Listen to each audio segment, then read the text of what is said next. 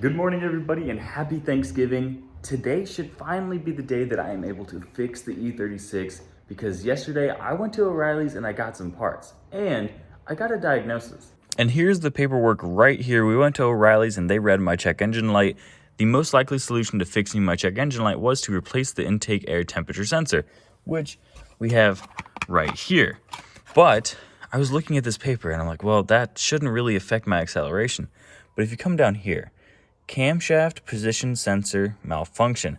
Now it says pending, so it doesn't really know what's going on with it. So just to be safe, we bought one anyway. Now fortunately, I've done enough research and I know that the camshaft sensor not working could be the reason that our acceleration is so trash. It could literally be the specific cause to all of my issues. And the intake sensor, although it wouldn't necessarily affect acceleration, or it shouldn't, fixing it anyway, clearing the check engine light on this car would be great.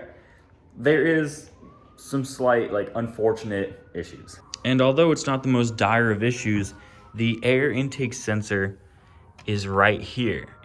And if you guys remember my last video, I took all of this off to clean this and this, which means that I literally had the sensor at the palm of my hands, and I didn't know that that was the issue, unfortunately. So I have to take all of this back off to get to that sensor and then put it back on. So I'm essentially redoing the job I already did. Next, we have our camshaft sensor, which is somewhere about right here, straight down, kind of in this little mess of wires. And it tangles itself all the way around to about here, I believe. So it's just a long wire. It shouldn't be too much work, but I'll probably have to open up this cap, maybe. I know I'll have to take off a couple of these lines, maybe remove this. I did see a video that said taking this off is pretty helpful. It'll just give me that little extra couple inches of room. So unfortunately, to get to these two sensors, it's gonna be a little bit of work, nothing insane. But since I have to replace this, all of this will be out, which might make getting to the camshaft sensor and the back end a little bit easier. So that is going to be the journey of this video. Unfortunately, a little repetitive, but your boy did not know that this was the issue. And now that we have everything to, hopefully, I say we have everything to fix the issue, but being a 26-year-old BMW, we don't know. I could fix both of these and the car could run worse. So hopefully, best case scenario, we fix it, the car runs great. I do have a new secret project that won't be starting until 2025, maybe. But give you a little sneak peek.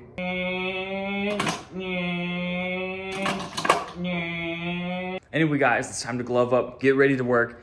Let's get this car fixed, and hopefully this is all that we have to do to at least fix our acceleration issue and maybe our check engine light. Let's get it. Peace.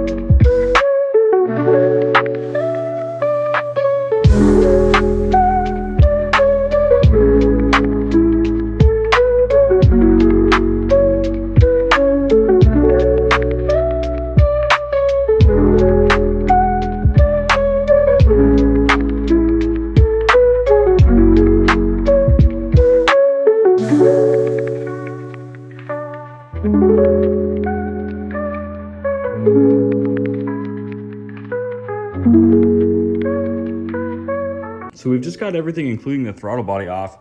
I did notice that there is some more carbon deposit in there, so I'm not sure what's causing that because in the last video we cleaned that.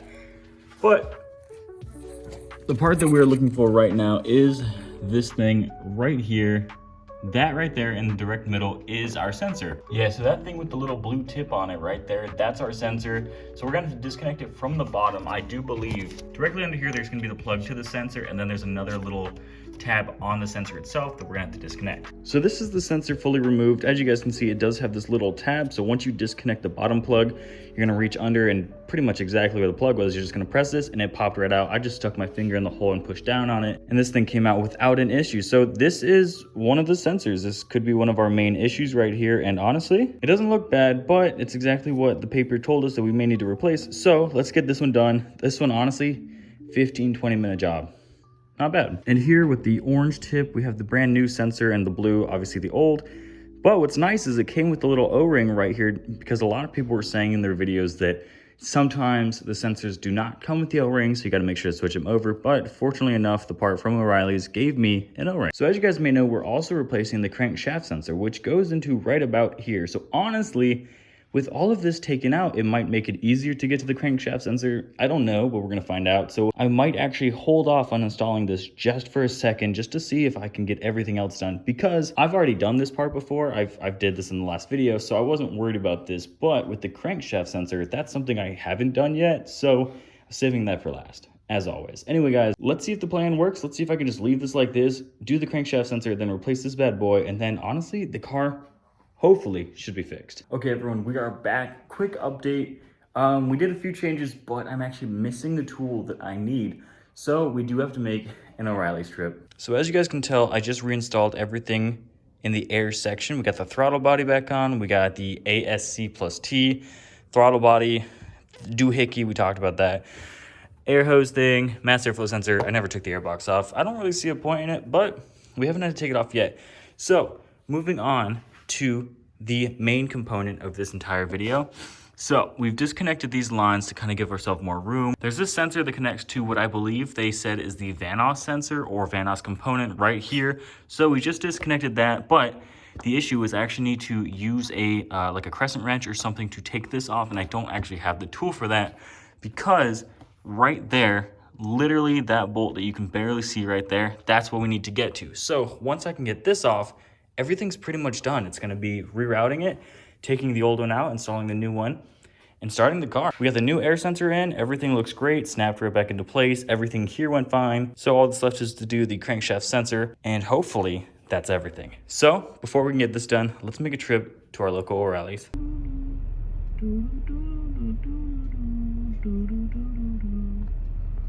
Well, the good news is that it does indeed fit. So now we just gotta take this piece off.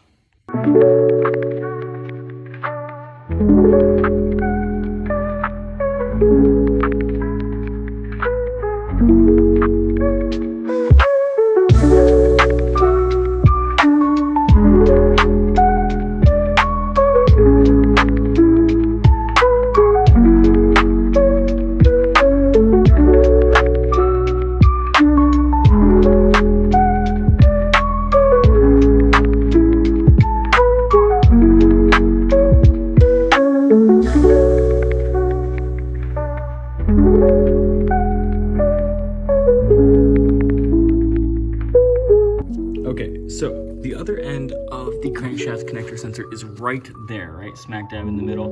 That was honestly a huge pain in the ass to get out. I had to sort of use this extension to press on the clip while I pulled it out. I also, if you guys noticed, I had to pull out the oil filter housing because I just didn't have enough clearance for my arm in there. Everything else pretty much went super well. I mean, just getting the clip out, the car's 26 years old, pulling these out, these little tiny spaces, kind of a pain in the ass, but all that's left now is to take off the old sensor, put in the new one, and we should be done. So right here we have our old versus our brand new camshaft sensor, and honestly, I was trying to look at this thing and I don't see like any frayed wires. I don't see any, thrown out there issues that should be concerning.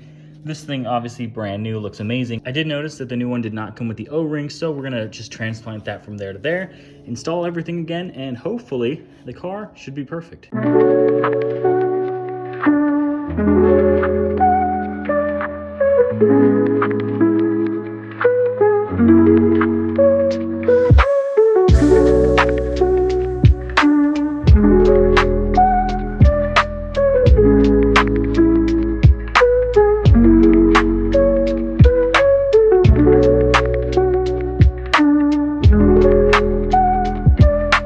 And as you guys can see, everything is done. We have the sensor connected back here. We tightened back on our oil cap.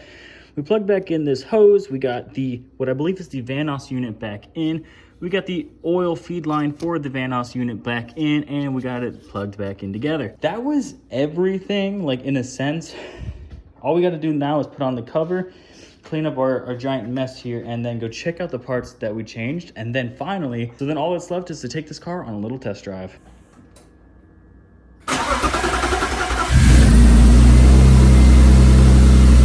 Well, it still works. Fortunately, I'm not seeing any oil leaking from there or there or there. That was really only my concern. So sounds like the air box is working, fan's working. I hear a slight ticking, but that just might be the engine working. So let's take it on the test drive. So taking a look at the parts that we replaced, unfortunately, maybe I just don't have a keen eye or I don't know what I'm looking for. I don't actually see any damage between any of these two parts. There's no scuffs, there's no wires frayed. And this thing, I mean, I guess like the tip is a little dirty, it's a little oily. I mean, nothing that I see any huge problems with, but they've both been changed anyway, and honestly, even if they don't work, I'm not gonna go through all the work to replace them again, but it'll be like a nice feeling knowing that all of this is done. So all that's left to do now, take the car on a drive. So we just did our final trip. We made it all the way back to our friends over at O'Reilly's to get our final engine check light checked, and we did run into a small issue, which was as soon as I put the car into park, the car started hesitating, like it was taking deep breaths. It was sitting at about 300 RPM, which is not great, as you might know. Then I turned off the car to see what was going on. Car would not start. So we tried to start it multiple times, just sitting there stalling out. So we got a check engine check light read on it, and it gave me back literally the exact same codes and paper that I got from the sensors that I bought. So camshaft sensor wasn't working, malfunction, and the air intake sensor wasn't working, malfunction. Now, I don't know what happened. Magic Man here over at O'Reilly's was able to get the car working. What I did was I went through and I unplugged the air intake sensor because it's really the only one that I can reach with just a screwdriver, unplugging just a few things. So we got the car running.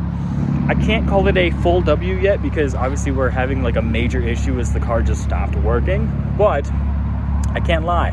I think it's something to do with the air intake sensor specifically because with the new camshaft sensor, I was kind of giving it some beans on some of these roads. I was stepping on it, and I've literally never felt the car be more responsive more times in a row. You know, before in other videos, I've had it work once, twice, maybe 3 times if I'm super lucky, but it worked every single time that I gave it just a little bit of beans. It didn't hesitate at 2,500 RPM. I saw it crawl up instantly, 25, 300, you know, past that, we were doing great. So we're gonna head back to the garage. See, I sat here with the O'Reilly's guy, probably 15-20 minutes. We can't find any major issues. Car's working for now, so we might just have to call it a night and see what happens in the morning. But we're gonna go get some food and hopefully the car doesn't die. Peace. Good morning, everybody. Welcome back to the next day. We are driving the old Beamer and we've got it running with no issues so far.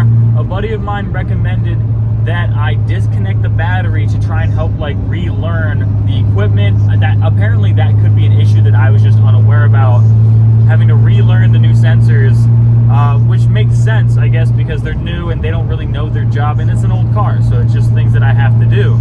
But we're taking a quick little drive, hopefully by also doing some drive cycles, starting the car, driving it a bunch of miles and turning it off. Hopefully that can also help like relearn the equipment. So I'm just kind of doing a bit of both, and hopefully it fixes our issue. We still have the check engine light on, but the car started perfectly this morning, and when I shift into either park or drive, no issues happen. The car doesn't hesitate, it doesn't do the long breathing section. So we're doing a lot better today than we were last night. So we're gonna take this car on a bit longer of a drive, hopefully get like 10-15 miles on it. I think that should be enough. And I'll just keep doing this, and hopefully eventually, randomly someday, the check engine light will go away.